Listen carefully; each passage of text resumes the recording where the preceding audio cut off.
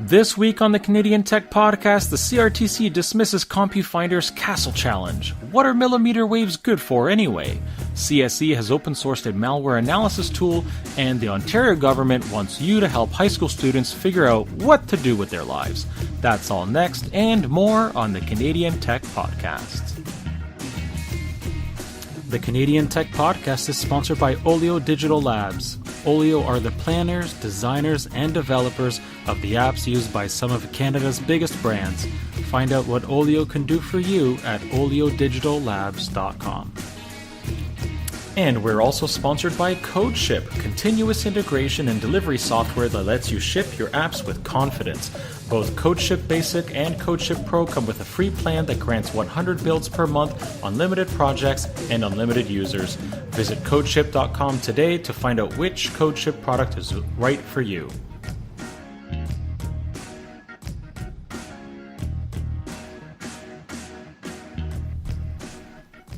Welcome to the Canadian Tech Podcast, episode 137 for Sunday, October 22nd, 2017, sponsored by Olio Digital Labs and CodeShip. My name is Derek Silva. And I'm Jameson Roberts. I almost said my name is Stuart Clark, because that's how I hear the show start every week. I expected him to chime in there. Yeah, in case you haven't noticed, Stuart's not with us this week.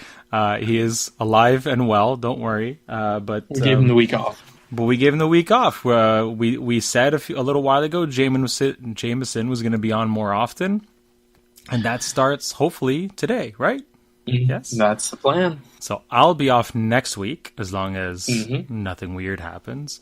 And or nobody's sick or anything like that. And then so Jameson will be on this week, next week, and then he'll have a week off, and we're going to keep rotating like that. 2 weeks on, 1 week off, a little bit more variety. Going to hopefully book some more guests as well, so I have more 3 people on each week more often, and keep things hopping here. Jameson, how you been? Been doing well. Work has been this past week was quite good for work. Is keeping me on my toes, which is always good. Otherwise, my kid's finally healthy, knock on wood.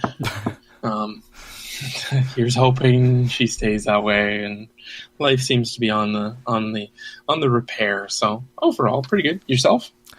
Pretty good, thanks. We'll talk a little bit more about what we've been up to lately, but for the most part, things are pretty good here in the booming metropolis of Kilworth, aka Kamoka, Ontario, because Kilworth is never incorporated, so it's really just a subdivision of Kamoka, which is weird, because in the next 5 to 10 years it's probably going to be bigger than Kamoka is itself, but that's another issue for a different podcast entirely.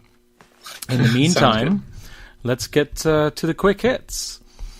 I'll let you take it away. Thank you. The CRTC has dismissed what's their name? I was reading this earlier. CompuFinder's constitutional challenge against the Castle Law, the Canadian anti-spam law. This has been going on for 2 years. CompuFinder was fined $1.1 million back in March 2015 for flagrantly flouting Castle. Apparently, you could unsubscribe and you'd keep getting emails. You could call, you could remind them that you had unsubscribed, and you'd keep getting emails. And the CRTC's Chief Compliance and Enforcement Officer, Manon Bombardier, said that enough is enough, and they have determined that CompuFinder's rights under the Charter of Rights and Freedoms have not been violated, and therefore the Castle challenge, the constitutional challenge against Castle, has not succeeded. Pay up. Earlier this week, Microsoft unveiled the Surface Book 2, better processors, Core i5 and Core i7 available, bigger displays, I think, 13-inch and 15-inch versions. I think you're right. Yeah, more RAM, better GPUs. You can get the GeForce GTX 1050 or 1060 from NVIDIA. Those are both virtual reality capable video cards. You can get up to a 3240 by 2160 pixel resolution. They support e-ink, Surface Pen, the Surface Dial, of course, which is still, I think, a really, really cool accessory. 2 full-size USB 3.1 Gen 1 ports. I don't know what USB 3.1 Gen 1 means because I didn't know that there was a Gen 2. But anyway, USB-C, 3.5mm headphone jack, 2 Surface Connect ports, one on the base, and a full-sized card or SD card reader. They start at $1,500 US, which is more or less $2,000 Canadian. Delivery is going to be cost you about the same amount as a MacBook Pro. Yeah, well, I was just going to say, delivery begins November 16th, and yeah, $2,000 is a decent MacBook Pro. The one I'm recording this podcast on, at the time was 2,500 Canadian. So yep. It's really close. Given the specs on that, you could use that as a gaming machine. You absolutely could. A GTX 1060 or even the 1050, regardless of being the mobile version, will definitely get you decent frame rates. Windows 10 Fall Creators Update. There's a game mode in there that gets you faster streaming through an app called Mixer. And basically, most of the latest games should run at 1080p with 60 frames per second. The laptop should also match consoles like the Xbox One in terms of performance as well. So for $2,000, if this is what you need, especially when other similar devices are either uglier or more expensive, this seems to be a good trade-off. Are you interested? I know you're a big Mac guy. It's definitely caught my eye. It's one of the things where I'm most. Yeah, and it's not a game killer for me, other than my primary production. Like, I've got all of my tooling geared around running off of Macs. Right. I could switch over relatively painlessly. It doesn't really interest me, but the fact that it could be essentially an all-in-one machine for me, where I could do work as well as gaming, is definitely appealing.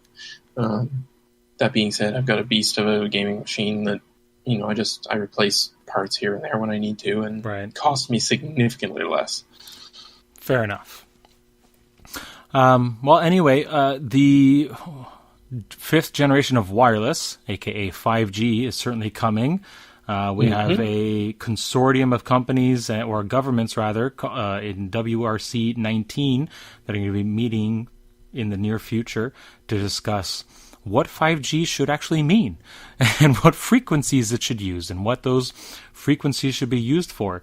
In the meantime, the Innovation, Science and Economic Development Department at the Government of Canada has launched a consultation on 5G, letting carriers and other stakeholders, giving them a chance to comment. Specifically, this consultation focuses on the potential release of high-frequency millimeter wave spectrum in the 28, 37, and 40 gigahertz spectrum or frequency bands, along with 64 all the way up to 28, 37 to 40, so that 3 gigahertz, and 64 to 71 gigahertz frequency bands. So the last one is especially large.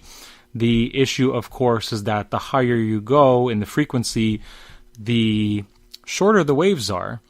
And so, generally speaking, the lower distance you get, but with higher throughput. But also the more possibility of it being stopped. So with millimeter wavelengths, good luck getting a signal in that elevator shaft. Right. So the carriers have already, made quite clear in the initial comments. Bell, Rogers, Telus all saying, yes, please, this would be great. The government's proposal for this area is a flexible use licensing model, basically saying you can buy the licensing from us, and we're not going to impose a specific use case on you. And apparently, predictably, the big three carriers are all in favor of that. Of course, I don't blame them. No, of course not. And generally, these it sounds like these would be looking at being used in point-to-point type solutions, not carrier or not tower to your phone, but potentially tower to tower which makes a lot more sense, I think, because then you can actually ensure line of sight and nothing in the way, because the higher you go, the more likely it is that the signal is actually literally absorbed by gases in the air. Yep. Well, and it's, reduces the cost burden for building a mesh of towers, so you can make everyone's performance better without drastically increasing your costs. So correct. Yes. Yeah. Cost is definitely a big one. All right. So we'll see what comes out of that. If you happen to be a stakeholder, head over to the CRTC's website and you can send your comments. Docker and Kubernetes have, I guess, made peace in a little bit of a small battle here happening in the open source container world. Docker, of course, well known for its containerization technology. Kubernetes is a container orchestration platform that actually competes with Docker Swarm, its own orchestration tool. But Docker seems to have conceded the fact that Kubernetes is widely adopted, has a ton of momentum, and so they're offering native Kubernetes support for the first time, and allowing you to every time you create a Docker container, allowing you to choose at the time whether that container is going to be orchestrated, managed by Swarm or Kubernetes. I think that's really all we have to say about that. Yeah, I don't think this was by choice. I think it was mainly a case of. But yeah. Sorry, a case of, you cut out there? They saw the writing on the wall. Pretty much, yeah. So as we mentioned earlier, Microsoft has made the Windows 10 Fall Creators Update available for download. If you haven't seen the prompt yet, Lord knows I have multiple times. You can go to the Microsoft site and get it installed now. There's a link in the show notes to the Mobile Syrup story, and a link from there to Microsoft's website where you can get the update. A bunch of new features, including better support for Windows mixed reality headsets, of which several were recently announced and released, including one from Dell, Samsung, Acer. I think HP is in on that. And a bunch of just bug fixes, usability tweaks, that sort of thing. Better support for Windows 3D, letting anyone create in 3D. The new version of Paint lets you do that sort of thing. Mm-hmm. And customers can now bring those 3D objects into Office files, like PowerPoint presentations and Word documents. I have to say, I like the new Microsoft in embracing smaller, sort of larger updates that are more consumable and not waiting 2 years to do a big, massive patch pack. Yeah. It's good to see. Yeah, it's easy to get behind if you're a business, especially a large enterprise. But if you can keep up, yeah, you've got big updates coming right now, twice a year, spring and fall. So we'll see if Microsoft's able to keep that up. All right, that's the end of the quick hits, and right now we're going to talk about CodeShip. CodeShip is one of our sponsors. They produce a SaaS-delivered continuous integration and delivery solution that lets you ship your apps with extreme bravado and confidence, because you can choose between CodeShip Basic or CodeShip Pro. Basic is a simple testing and deployment service with pre-installed CI dependencies that works right out of the box, making the average setup time less than 3 minutes. Or you can try CodeShip Pro. CodeShip Pro is a fully customizable CI and delivery service with native Docker support, and it is much easier to use than Jenkins. It makes it easy to test and deploy your microservices. You can push to any registry. It's also perfect if you want to deploy with Kubernetes, and comes with a convenient local command line tool that allows you to run your builds locally, helps encrypt your environment variables, and guarantees 100% parity between your development and production environments. Both CodeShip Basic and Pro come with a free plan that grants 100 builds per month, unlimited projects, and unlimited users. And of course, open source projects are awesome and therefore always free on CodeShip. So visit codeship.com today or check out codeship.com/features to find out which CodeShip product is the best fit pour toi. Love those guys. Yeah, so you're a big fan now? Oh, I have been for a while. Oh, good. We use them at work, and I've been using it for my personal projects. So I love CodeShip. Nice. Good to hear. Good to hear. All right.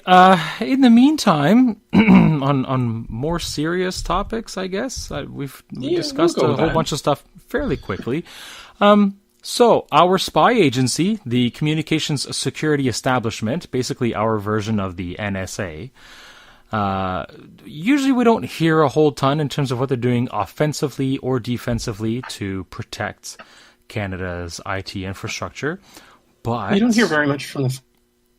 Sorry, go on ahead. that note, you don't hear very much from any of the major Five Eyes partners on that note. True. We hear a lot from the about the NSA because of Snowden and because or Edward Snowden, that is, and because I think there are oversight mechanisms in one or two ways. It's a little bit stronger down south, but we've really only been hearing about CSE over the last 2 or 3 years. But anyway, in any major fashion. Right. But anyway, apparently they feel they need to do a better job of explaining to Canadians exactly what they do. And so one way they're doing that is they have open sourced a malware analysis tool called Assembly Line that they use to analyze potential malware. So now it's open source. Basically, you put data, you give it data, and other things come out. The way Matthew Braga over at CBC put it, files go in, and a handful of small helper applications automatically comb through each one in search of malicious clues. On the way out, every file is given a score, which lets you, potentially the analyst, sort old, familiar threats from the new and novel attacks that typically require a closer, more manual approach to analyze. And so, yeah, I mean, this is really interesting.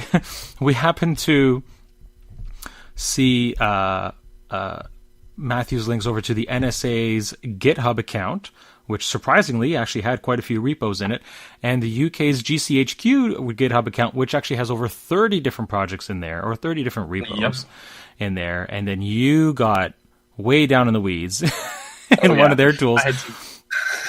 I had fun with one of those tools, which I'm definitely gonna show off to people tomorrow. Which I admit is pretty cool. But I mean, this is really interesting because there's another gentleman in here who works at a Montreal company called GoSecure. They've developed their own malware research toolbox, and but this is something that they could use in addition to what they're doing, and certainly other Canadian organizations, security-focused organizations like Sandvine, and actually, I guess there aren't a whole lot of them. But any Canadian, and because it's open source, pretty much anybody now can actually use this tool to help analyze potential malware. Well, and it's also one of those things where it's good to see the CSE and other organizations starting to contribute to things that will ultimately, or could ultimately, make their way into tools like Avast or Norton to help better detection of these things. Yes, Norton and all of these other antivirus and spyware programs see a lot of files on a daily basis, but they don't necessarily have the time to do the same detail looking for those hallmark signs in detecting issues or potential issues. The other thing I want to point out that is that this isn't a malware tool. It's not something that you could just run on your machine to detect whether or not you've got malware. No. It's something that you would bake into the core of a Norton to analyze incoming files on your computer, or you actually got to feed it malware. Yeah, if you're running, say, an email exchange, you could pass every single file through and get a report back as to whether or not it's has the potential to be malware ridden. But it's still it's incredible to see this type of sort of research coming out of these very secret organizations and contributing to hopefully the global good on these things. Yeah, I mean, look, so I'm going through the Bitbucket repo right now. That's where this is hosted.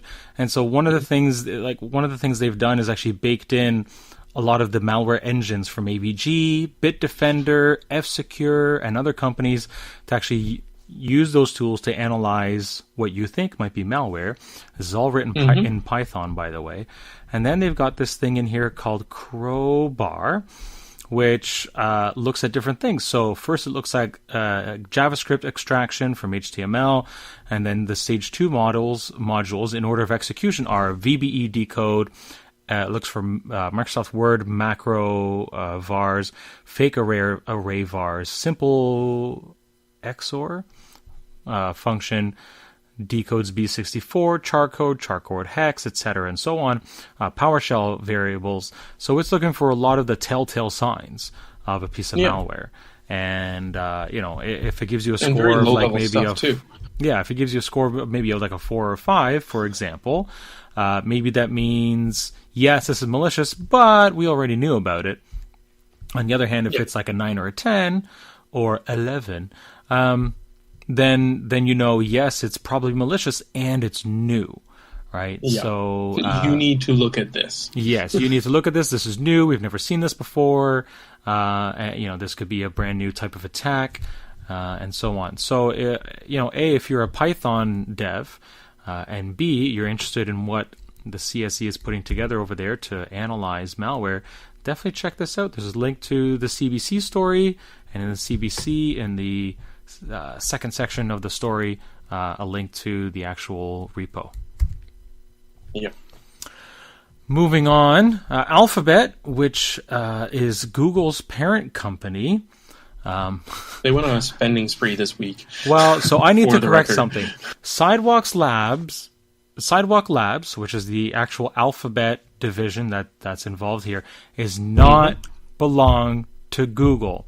Every single story I've read this week says Google division, Sidewalk Labs Google unit. No, it's not. I know it probably feels like semantics, but it's not. It does not belong to Google. It used to. It belongs to Alphabet, which is also Google's parent company. It's like having GE at the top, right, and having all these baby companies underneath it. You wouldn't say, I don't know. But everyone's still used to the GE Profile Google. Appliances, a division of Post-it notes. Like it's not the same thing. Yeah, but sorry, that's 3M, so that doesn't work at all. But you know what I'm saying. Anyway, I know what you're saying. Sidewalk Labs has won Alphabet. So yes, it's a sibling company to Google. Correct. It is a sister or brother company to Google. They are both underneath the Alphabet umbrella. They're both bets underneath Alphabet.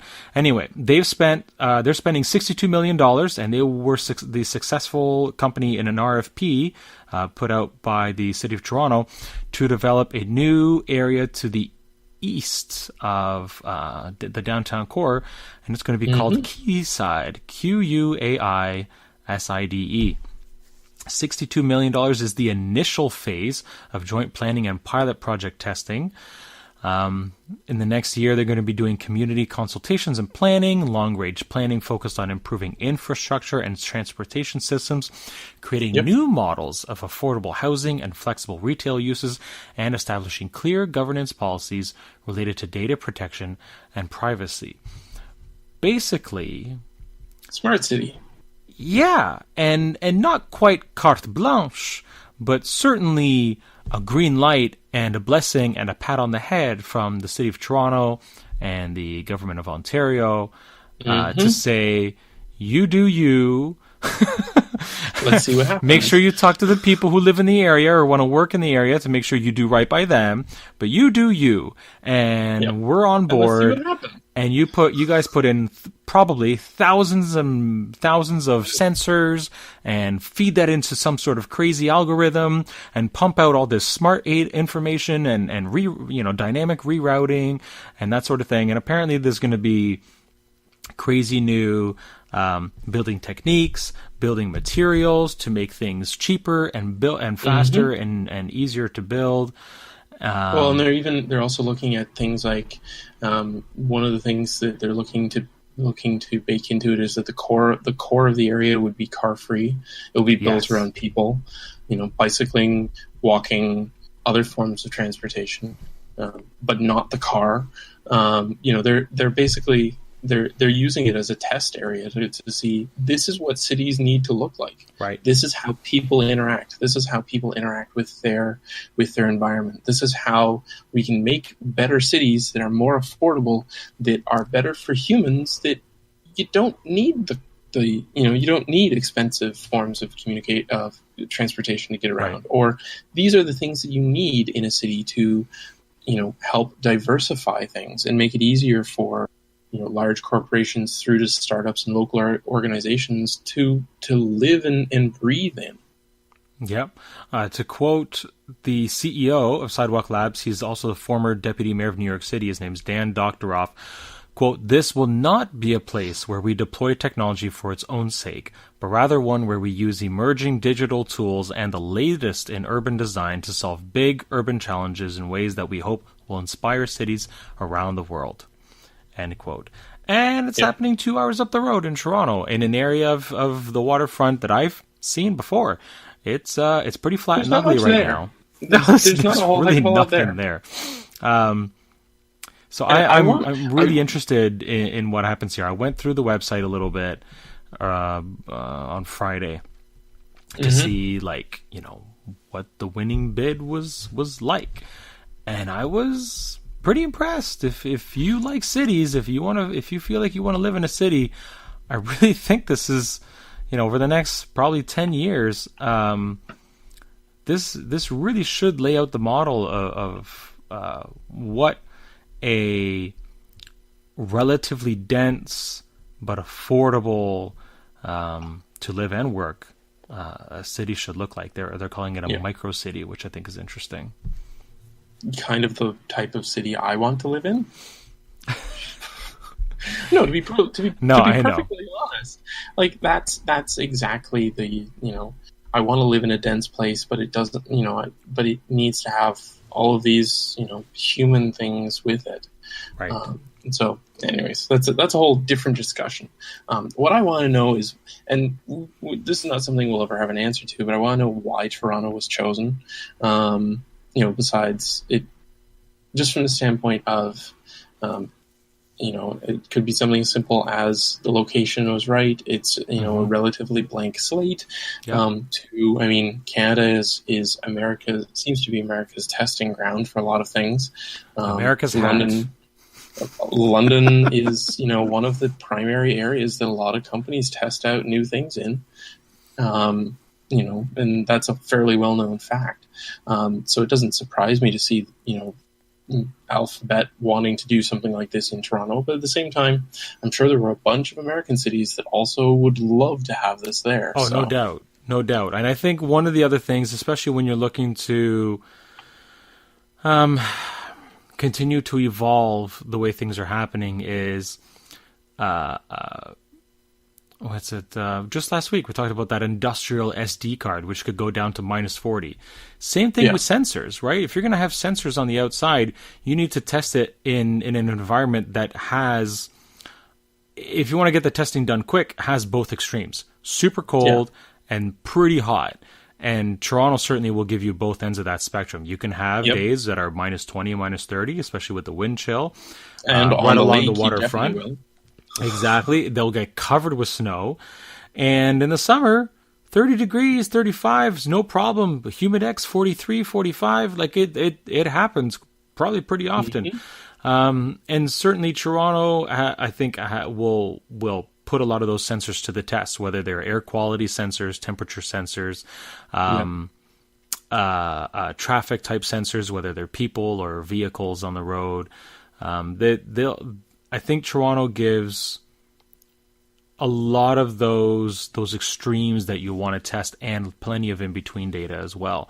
Manhattan would probably be a good choice too, but it won't have the weather extremes. Yeah, exactly. It doesn't get quite as cold there.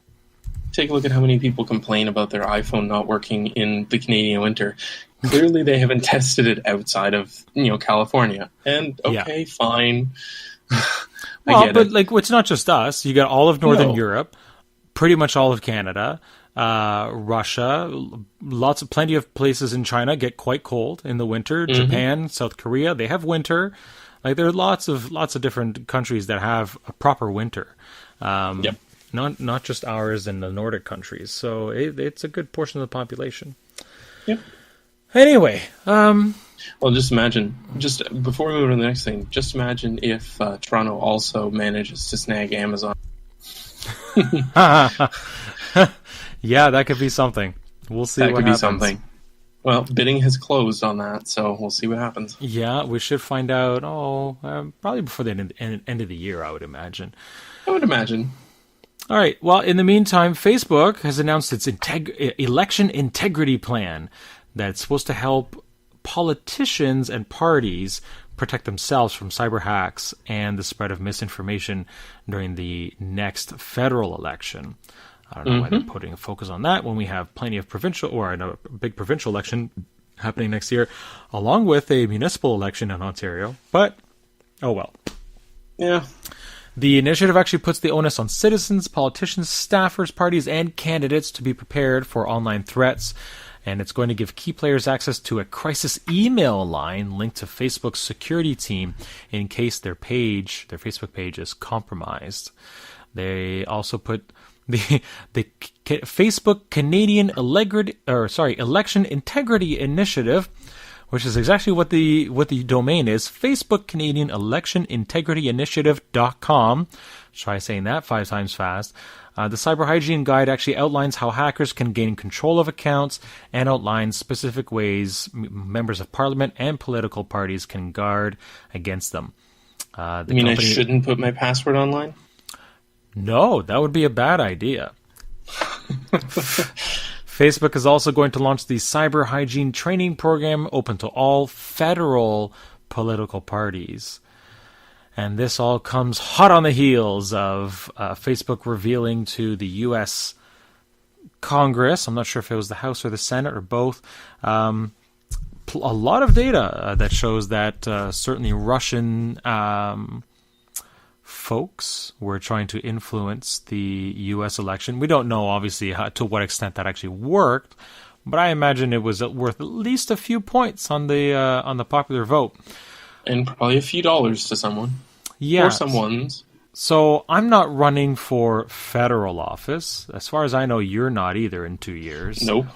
But I do find it odd that this is very much a 13-page PDF that talks about, hey, here's all the things you're responsible for. Okay, that's great. But what I want to know more is, what's Facebook doing before the 2019 federal election to help reduce the potential for Russians, Chinese, Zimbabweans, Brazilians, whoever, from influencing, buying ads and potentially influencing the result of our election here. They certainly don't like it when they don't like it when, quote unquote, the West does it to them. So I think it's only fair that we try and prevent it from happening the other way around. I would argue that it's not just external countries, though. Facebook needs to take a good hard look at how they deal with media and or questionable media sources and all of these issues that have come up that no one really wants to talk about or give hard answers on.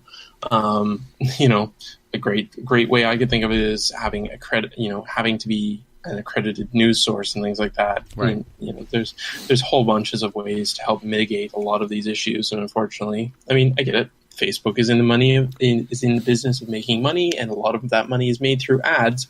They don't want to jeopardize that, but at the same time, on the same page as Google, who owns a lot of public trust and a lot of public influence in what people see, they need to do better, not just tell people to do better themselves.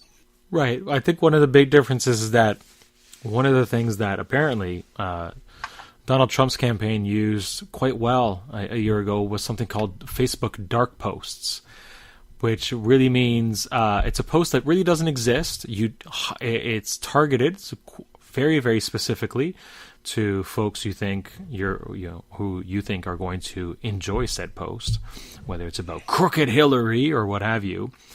And that's it, right? You see that post, and that post doesn't go anywhere. You can't share it. I don't think you can like it. You can't comment on it. Whereas if you did the same sort of thing over on Twitter, it's a tweet. It's a proper tweet, even if you create said tweet in your campaign mode. And so somebody can respond to it publicly and retweet it and like it. And so the levels of, unless I'm wrong, the levels of transparency there between Facebook dark posts and Twitter promoted tweets is very different. Yes, and that's something that needs to be fixed. I would tend to agree. I don't think these dark posts are a good idea, but I don't work at Facebook. So nope.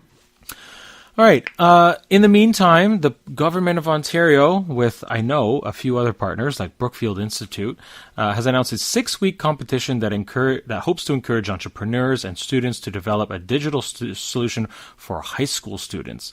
They're hoping people will build a digital tool to help high school students as they move from education to career.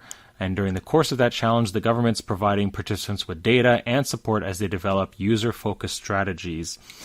This was all unveiled on Thursday night at HackerU. It's called the Student Pathways Challenge. And it's one of several initiatives that the Ontario government has started recently in an effort to make things a little bit easier. The teams and individuals who submit their Student Pathways Challenge solution by midnight on November 30th are going to be given the opportunity to present their designs to an expert panel. Sorry, the top 10 will be. And that panel is going to award cash prizes of $30,000, $13,000, and $7,000 to the top 3 designs. And I must say, shameless plug, Cleverhosts. Cleverhost.ca is providing all the technical know-how for the server that's actually hosting these projects. So I am thrilled to be part of this. It's been a few weeks in the making. And so it's super cool that we're able to host the projects and set up all the accounts and all that for the Student Pathways Challenge submissions. Mm-hmm. What do you think of this? So helping high school students make informed education to career decisions. Well, I mean, in general, I'm a huge fan of these things. Especially, anything that helps people try and figure out just what the heck you're going to do. I haven't had a chance to, unfortunately, do a lot of reading on this one specifically. You had a little bit more time since you've been working on the backbone of it. Yeah. So basically, the tool is supposed to help a high school student gain a better understanding of available career opportunities and the different pathways they can take in order to get there. So. There's where is it, the resources, aka the data provided. There's a user insights toolkit graphic, a youth engagement tool. There's a judging scorecard, of course. So they've set out what they think this thing should do, more or less. Bunch of additional resources, and then some data sets. The data sets include things like earnings and wages. Graduation, undergraduation, university qualifications awarded, college graduate employment by credential type, university degree completion, student experience, university class size of students, instructional faculty, student engagement, data on admissions, data on the labor market, data on employment by those weird business codes, the knock, apprenticeship, wages, registration summaries, labor force statistics, things like that. And then, of course, applications and enrollment. So how many applications are coming in by university programs, the applications by university institution, program groups, transfers, program enrollment, college enrollment, all of that. So I guess, you as a developer, maybe a data scientist, if you had somebody on your team, you guys take all this information and figure out how to feed it present into a tool, exactly, figure out how the best way to present it to a 16-year-old trying to figure out, oh my God, robots are taking all the jobs. If I don't build an AI myself, somebody's going to turn me into one. How the hell do I, make a decent go of my life over the next 50 years? Assuming a universal basic income especially does not come to fruition. And even if it does, how to make a better life for yourself on top of that. Yeah. Well, and given all of that, the one thing that's missing, there, as much as no one can know the future, there are a handful of sort of 3 or 4 possible outcomes of the next 5 years in the technology sphere. And I think looking at what's available, that's, yes, all this information is good, but it's, by the time someone who's 16 gets through university, we see it all the time, job numbers have shifted, or what is applicable shifts. Even take a look at the college programs at Fanshawe from the standpoint of programming. The reason why students come out of there with jobs is because they have co-ops, because they are working with people on the ground, and learning how the industry is changing and how, learning the things that the education system can't keep up with. Right.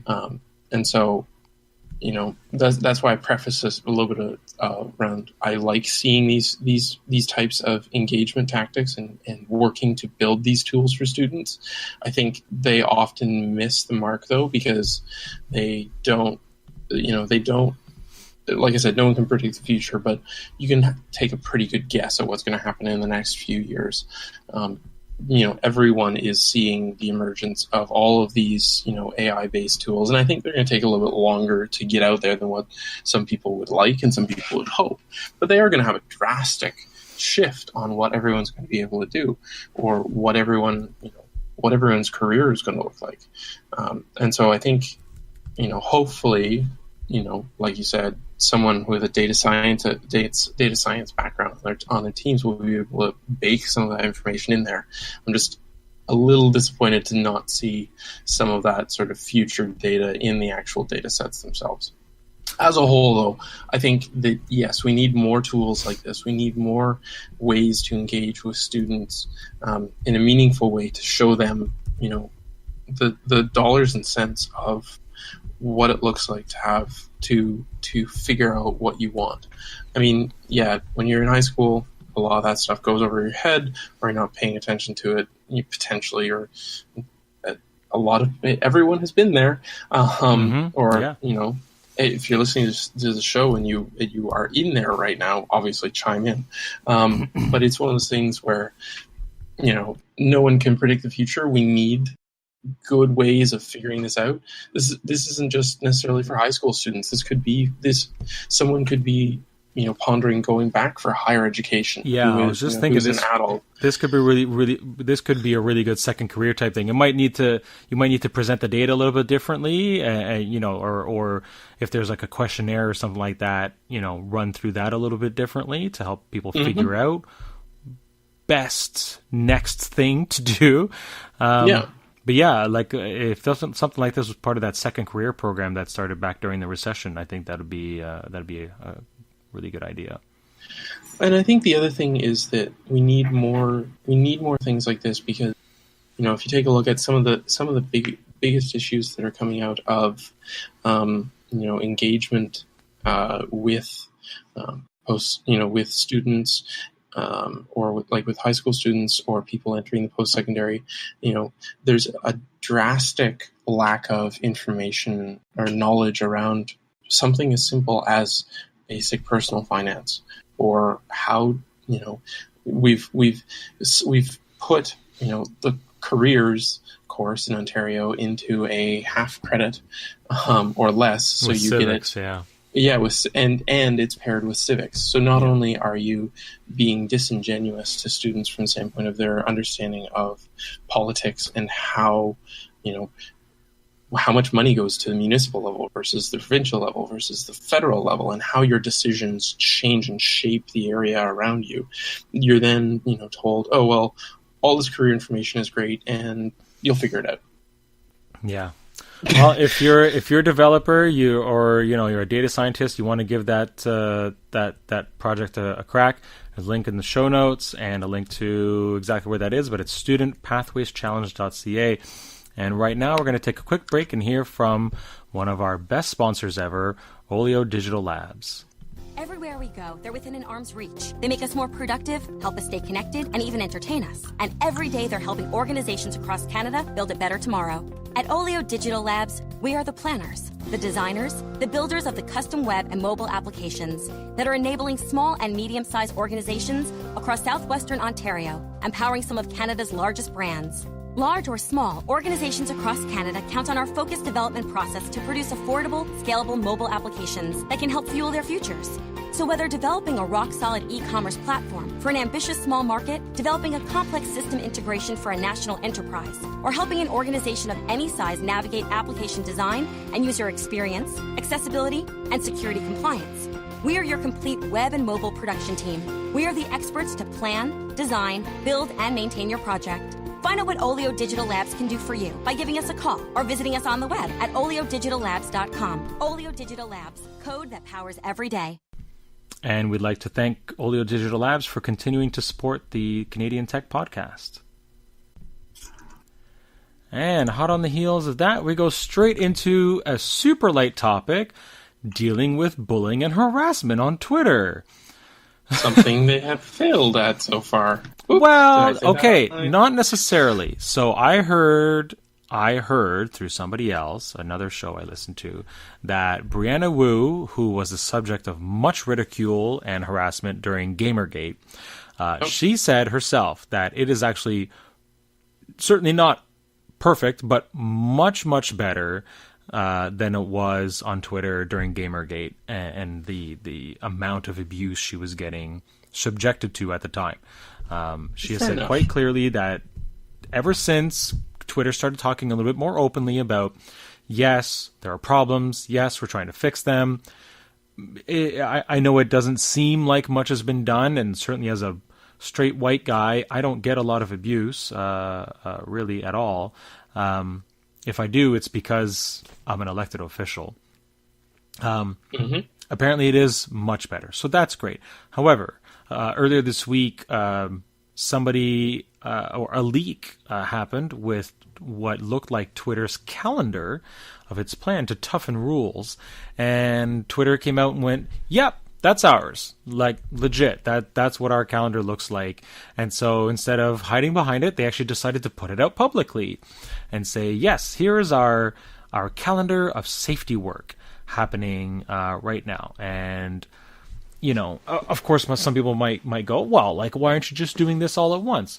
Well, on the other hand, nothing is built in a single day, and and I think a rolling approach, kind of to rolling out specific things on specific dates, lets the internal team know what to expect and when, and prepare for potential onslaughts of account suspension, appeals, and things like that.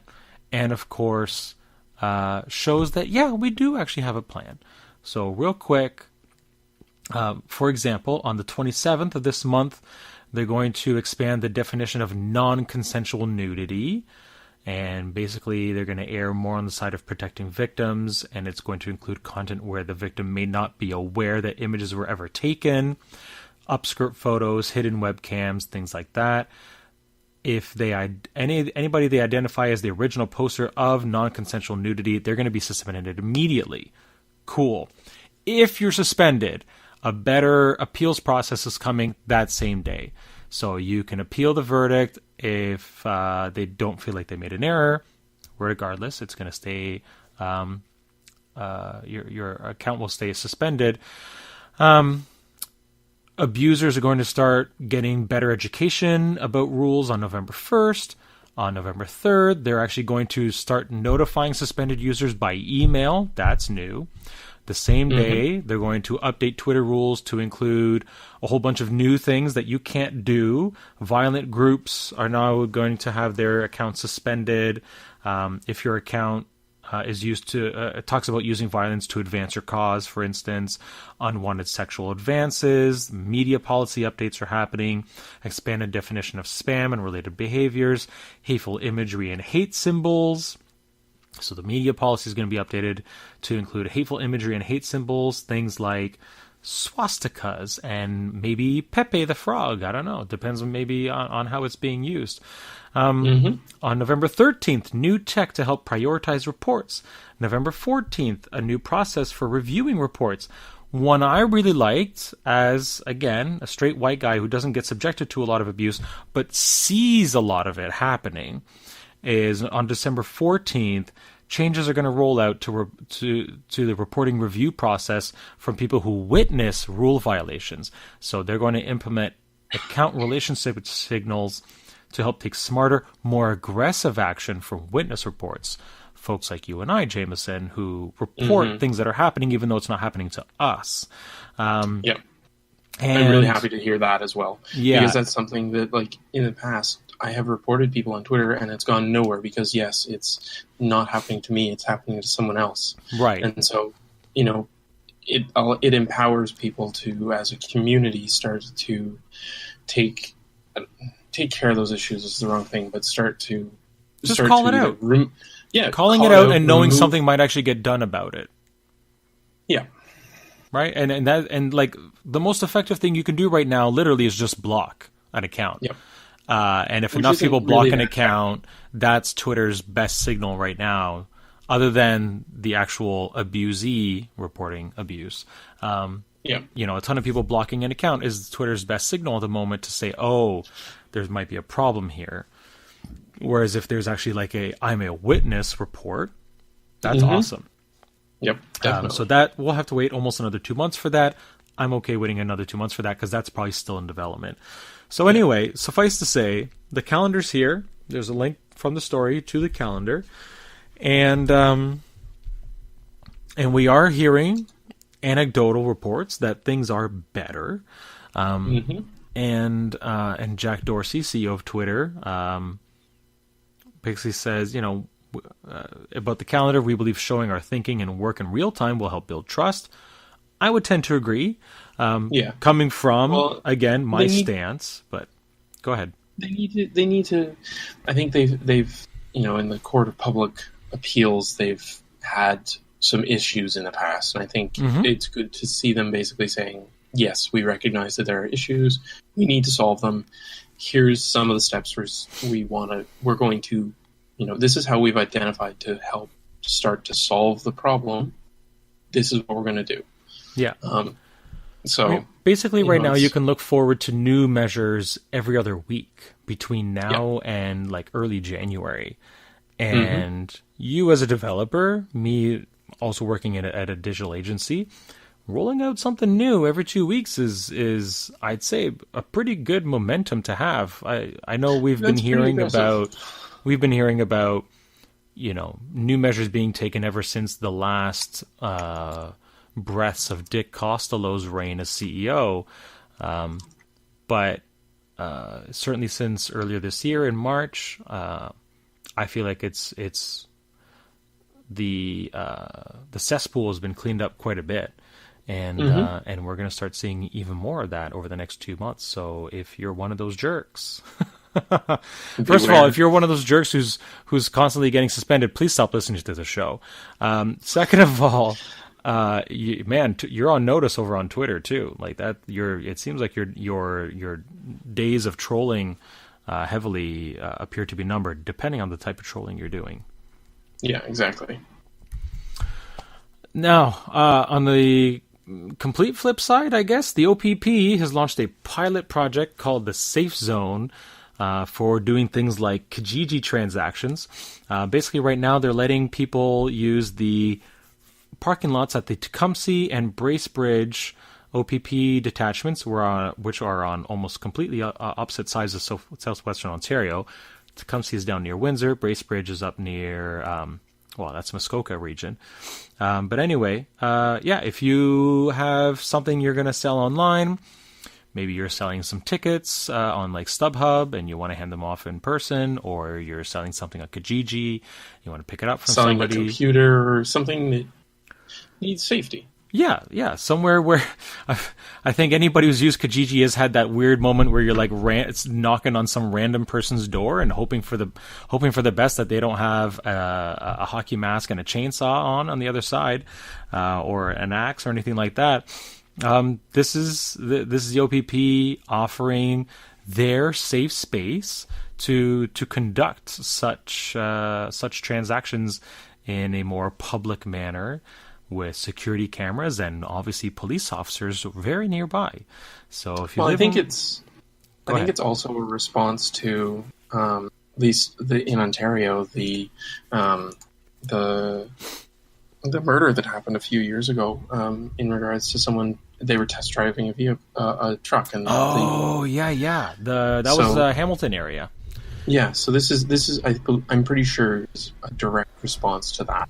So they went on an actual test drive, right? But if they had started in an OPP parking lot, maybe there would have been better video of perpetrators. Exactly. But I mean, ultimately, I think the two people responsible. Yes, there was a trial and all that, but I'm pretty sure they were both convicted. So certainly justice won out there. But if you're not content on on being the next statistic in that sort of way, and certainly you feel like you want a little extra safety, especially possibly as a woman, why not take advantage of this? So this is a pilot project right now, and I'm pretty sure here in London the London Police Service has said that you can use the police station, the parking lots which have camera coverage, etc., as an online or a place where you can conduct these types of transactions as well. Yeah. So it's not just the OPP, although it is great to see the OPP doing it in rural Ontario. Yeah. Now the OPP is not going to like sit there with you and like mediate, your sale or your purchase. They're not going to be a witness or anything like that. However, they also have, Canadian Police also has the Canadian Police Information Center's online database where you can actually search for serial numbers on products you're buying to make sure that they have not been reported stolen. So between the two, I'd say you're setting yourself up for success in a lot of ways. And after the pilot project, you can definitely call your local OPP detachment if you live in an area where the OPP provides coverage, like Middlesex Centre, and see if they are willing to set up a safe zone. And if they can, I don't think the parking lot in Strathroy would pose any problems with that, but you never know. Mm-hmm. So we'll see how that goes. And if you live in the Tecumseh or Bracebridge area and use this, please let us know. We'd love to hear from you. Twitter, Facebook, of course, and contact@canadiantechpodcast.ca. Okay, last but not least, the Human Resources Professional Association, along with Deloitte, have put together a report that looks at what developments in machine learning and artificial intelligence are doing to the job market. The report's called The Intelligence Revolution, Future-Proofing Canada's Workforce. And it says that machine learning and AI are becoming leaders in economic growth, which is causing the Canadian workforce to lose jobs as a result. And according to the report, policymakers and business leaders have to start discussing how to close the gaps between tech, individuals, businesses, society, and government. The report uses 8 key examples to demonstrate the kind of work Canadians will do in the future and the sets of skills they will need in order to do those things. Overall, the position from the report is actually clear. This is going to happen. Canada can and must emerge as a winner in the intelligence revolution. That's not going to happen by accident. We have to build on the existing strengths we have. We've talked a lot about those, where Google, Facebook, Microsoft are either setting up shop or buying Canadian businesses that are developing strong AI products. The government's invested heavily in that. Google's DeepMind is setting up or has set up offices in Edmonton and Montreal, and so on and so forth. Mm-hmm. And basically we see, new opportunities for people, of course, and a new workforce is taking shape. But on the flip side, that means a lot more what they call contingent workers. It's independent contractors, freelancers, consultants, crowdsourced workers, gig type jobs, Uber, Gig Walk, Lyft, etc. Sharing industries. Yeah, the sharing economy overall. That contingent workforce has grown from 4.8 million people to 6.1 million people since 1997. That's about 1/3 of all jobs in the country. So that's not necessarily a good thing. That is huge, and that leads to a lot of precariousness with your life because you're not sure where that next dollar is coming from. Yep. So I haven't read the full thing, but I would tend to agree overall with where the HRPA and Deloitte are coming from here. We've talked about on the show a few times how you can't just take a trucker and turn them into a programmer overnight, obviously, and certainly not everybody has the aptitude for that sort of thing. I haven't seen the 8 key examples. Did you take a look at that? I did not have time to. Okay. Although it's interesting because as we were talking before the show, this isn't the first report that's coming out. It isn't the first conversation piece that's starting to happen around it. And there was a piece in The Guardian that I saw earlier today about essentially capitalism is killing itself, and so these large corporations and governments have to start to work hand in hand to figure out what it's going to look like for that theoretically that Star Trek life where people aren't working simply to get by or to produce things to buy other things. The slow and eventual, and maybe I'm optimistic here, but the idea to move towards to a society where your sole goal is the betterment of yourself. But in the short term, there's going to be a lot of pain. There's going to be a lot of unemployment. I mean, we've seen it in everything that's happened over the past 20 years with automation in the manufacturing workforces, and all of these unions that have been heavily hit by plants shutting down. Wow. I don't think the unions are doing themselves any favors there, but. No, but these are manufacturing plants that are shedding jobs, that are having problems with job security because of automation, because of globalization, because of all of these things that have come forward, and artificial intelligence and technology that its primary goal is to become smarter than humans is going to change a lot of things that people just take for granted. Yeah. So I found the new eight workforce archetypes. They have very fluffy names, but looking at the actual examples of jobs that are going to grow in prevalence, I would say that they're on the right path.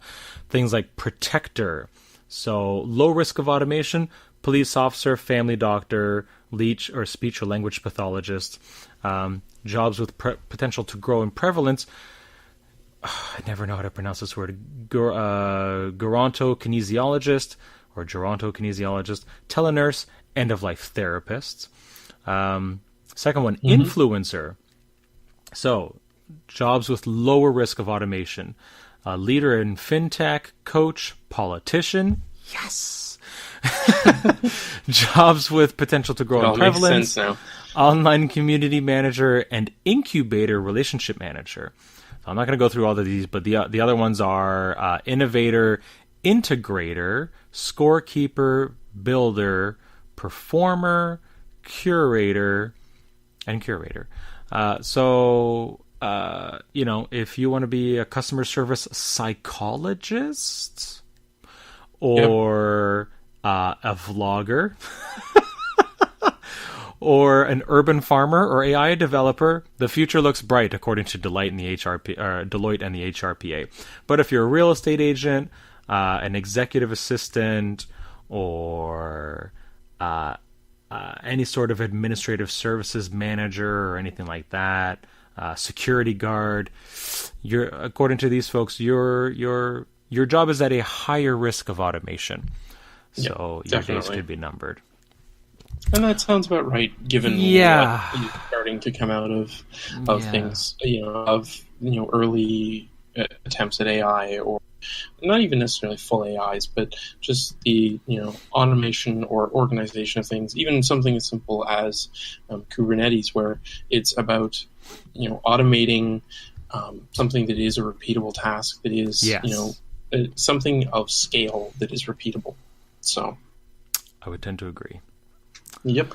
Okay, well, that's it for all the stories. Let's move on to stuff we like. Jameson, I'm going to let you go first this week. Alrighty. A while back, I made an order of these wonderful notebooks called by the company called Code and Quill. I had a few that I had to finish up working through, and I started finally using them, and they are wonderful. The paper is glorious. The one thing I love about it is that it's a different type. It's a different. On one side is a dot grid, and on the other is a lines for writing on. The lines have indent markings on them very subtly in there. So if you're writing out code, you can indent things, or if you just want to write a nice paragraph, it's indented. You don't have to go, oh, I think it's this many. Nope, this is how far it is. The dot grids are great for laying out designs or ideas or something that's not in a linear fashion like a string of words. Right. And it's really nice, high quality. They use a chat bot for their of course they do. It's been really of course they do. Of course they have a chat bot. Why wouldn't they? Talking about these things, but it's they're really wonderful, and I highly recommend them. They don't have any place in Canada right now that sells them physically, so you have to order them online. Boo! I did a joint order with a bunch of people at work, though, so it worked out that the shipping was negligible. Cool. But they're wonderful. Which one do you have? Do you have the Origin, the Traveler, the Scribe, the Monolith? What do you got? I have two, actually. I have a Traveler, and I have an Origin. And an Origin, so the two top ones here. Cool. Yeah, these look nice. I've seen them before. I haven't bought any. I'm looking at possibly getting a Rocket Wave. What's it called? The Rocket Wave or Rocketbook Wave, which is the one you can actually throw into the microwave and erase it when you're done. So they have an app which it'll automatically scan, and depending on which little icon at the bottom you color in and you set up in the app, it'll automatically sync that page to like Box or Dropbox or Google Drive or what have you. And so you take the phone, it scans each page really, really quickly, and automatically syncs it up. And then, you can literally throw the notebook into the microwave, run it for like 2 minutes. Ta-da! It's ready to go again. It's empty, which is really cool. I'm not going to lie; those are really cool. I was at a thing at Google in August, and it was something that rung incredibly true. Was though it's like, if you want to design a system, forget about doing anything digitally. Although the scanning of it part in this case, I would argue, is really useful. Nothing beats pen and paper from the standpoint of planning something out. So. Yeah, I still agree, unfortunately. Cool. All right, well, Code and Quill, a link in the show notes there to check out codeandquill.com. My thing we like this week is a new course from edX and the Linux Foundation called Blockchain for Business, an introduction to Hyperledger technologies. Hyperledger is a blockchain that's being developed by a bunch of companies. IBM's behind it and a few other ones. And basically, they call it a hyperledger. And this course is going to be all about business blockchain, distributed ledger technologies, get you some familiarity with current Hyperledger projects and cross-industry use cases. It'll help you learn how to do a clean install of the Hyperledger Sawtooth and Fabric frameworks, and a bunch of other things. You do need to have some basic understanding of some sort of programming language: Go, Node.js, Java, Python, pick your poison. But it looks really, really cool. I don't think I'm going to do the verified certificate because ultimately that won't get me really anything. But it's a free course. It's going to run 8 weeks, starting in 2 days. And 3 days. And if you're interested and you want something a little bit more guided, I'd say this is it for you. So there's a link in the show notes to edX and right to the course where you can sign up or enroll. And feel free to do the free version. You don't have to pay anything. I'm not going to get any money from this. So, but it is cool to learn. It is very cool. All right, Jameson, what have you been up to lately? Besides work and trying to get my kid healthy again, I've been getting back into the land of WordPress a little bit. I've been reading through a bunch of documentation and all that fun stuff to start to create this is one of my open source projects. And you're going to ask me about this, I know. An opinionated install and setup with security, front-end build tools, and easy integration with deployments. Okay, so in this context, and when you and I were at what was it called? Fireside, and we were talking out on the dock and that picturesque time of day and scenery. You were talking about opinionated frameworks, and you've got an opinionated install here. Double rainbow time. What does it mean? What does that mean in this context? Opinionated. So it means that certain things are essentially non-negotiable. It is going to be set up, and you work with it this way. So, given I've got, going on 7 to 10 years of experience with different things, and been doing a bunch of work at work as well as on my own time with front-end build tools and technology, as well as having done far too many security overhauls and setups and recoveries from hacked WordPress sites, etc. I figured it's about time to take that knowledge and put it someplace. Cool. And I figured, why not make it a little bit easier for people to use a CI tool out there as well. Like CodeShip? Like CodeShip. Yeah. Good. All right. Well, Wednesday I had a council meeting. We approved a new subdivision and cost-sharing agreement. And so that, between that approval and an approval and the end of an OMB hearing for a company called Tridon, that accounts for all the land to the west and south of Glendon Drive that can be developed pretty much. Everything further west of that is pretty much water. And so obviously that's not going to get developed anytime soon, probably around it eventually. But it's mostly ponds. So yeah, over the next 5 or 10 years, Kilworth is literally doubling in size, population-wise, physically, and all that. And that's all been paving the way. So that sewage plant by me, that's going to get shut down in a couple of years. New force mains being built, new pumping station, new $1 million homes, new $200,000 homes all over the place. Nice little mix of housing, and all to the west of here. And no more OMB hearings for the foreseeable future, which is great for everybody. Cool. I started mining Zcash on Hashflare. I talked about that last week. That's been going.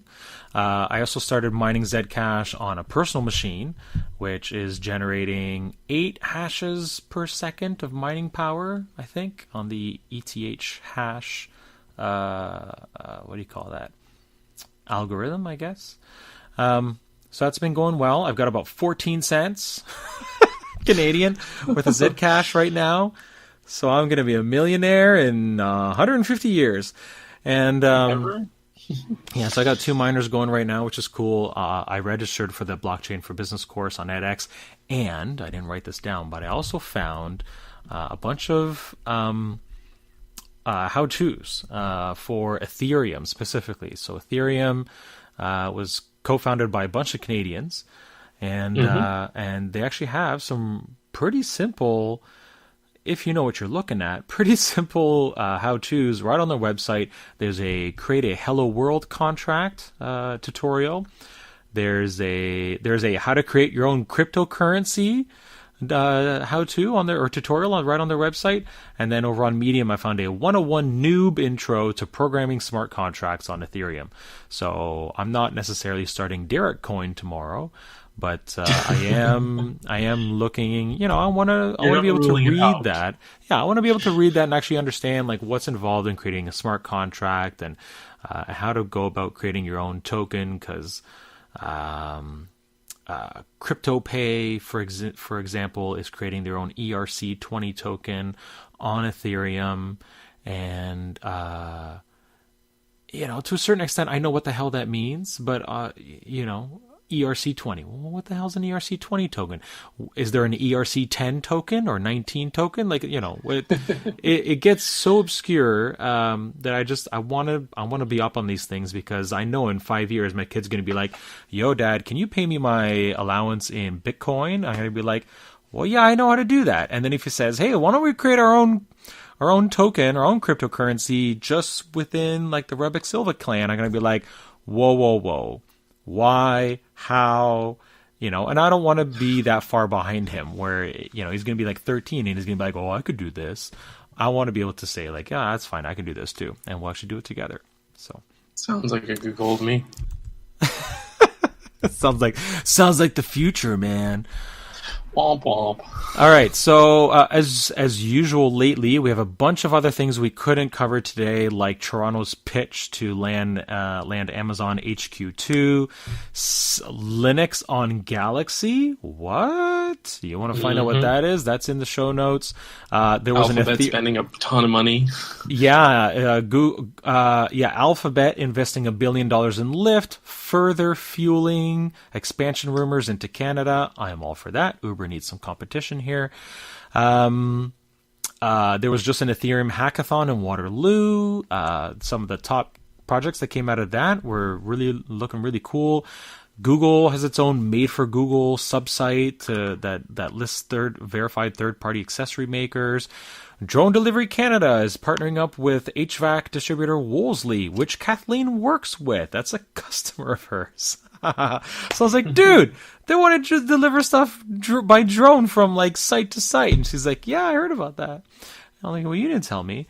And then, and apparently you can now browse parts of Mars in Google Maps. So if you want all that info, you're going to have to look through the show notes here and look at all these super cool links we've included.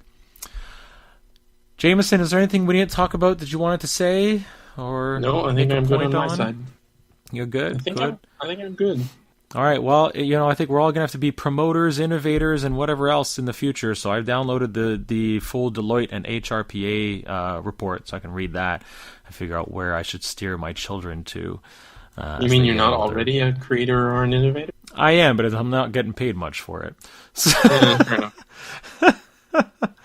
All right, well, I think that's it for the Canadian Tech Podcast. So for episode 137, here on October 22nd, 2017, I'm Derek Silva. I'm Jameson Roberts. Thanks for listening and have a great week.